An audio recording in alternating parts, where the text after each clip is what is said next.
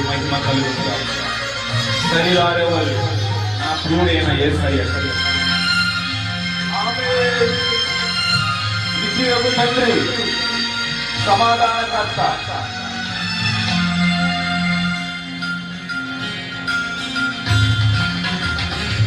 శరీరారెవరు నా ప్రియుడైన యేసయ్యకు.